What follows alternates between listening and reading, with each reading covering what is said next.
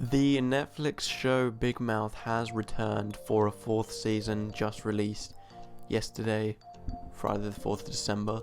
So, as I usually do, today we have a review of that fourth season of Big Mouth.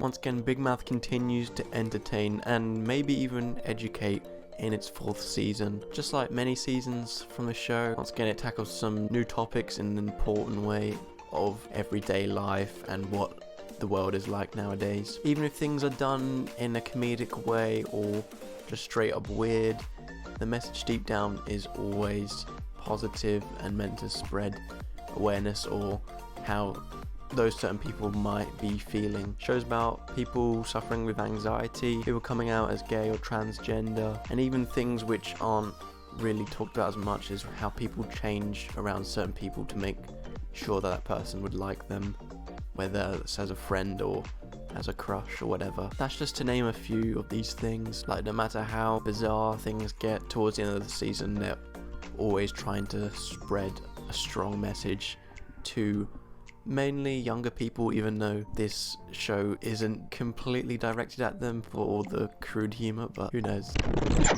However, the story itself is a bit over the place. It really is a season of two halves. There's some that take place at the camp, and then there's some takes back home or back when they're at school. But I just found overall the story was a bit messy. You know, the big climax of the season wasn't really emerged until about halfway through the season when they're back at school. I know you could argue that this show is meant to be a bit messy, but compared to what the other seasons, they always had a straight goal, whereas this, they seem to be covering a new topic every episode, which seemed very important, and then they just wouldn't talk about it until maybe the other season. So in hindsight, it just seems like they were just doing that to fill that episode up to make the season 10 episodes long. As much as I love this show, it was an inconsistent season in terms of balancing character development or just plots for them.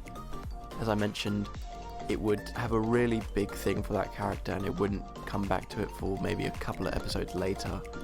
So it was really hard to get properly invested in this season like I have with the other ones. There's always been a bit of a random thing which stands out from each season. You know, there's been the superhero episode in season 3.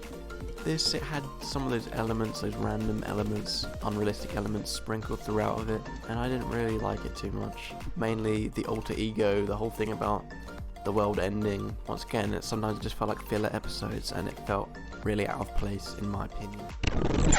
Although I had a few cons to say about it, this is still another good season that I really enjoyed of this great show. I may not have rated it as highly as I have with other seasons.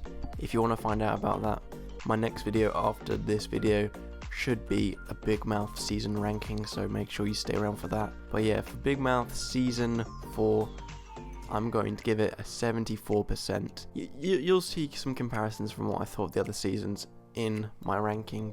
But anyways, please let me know what you think of season 4 or even what you think of the show overall. And yeah, hope to see you in my next video.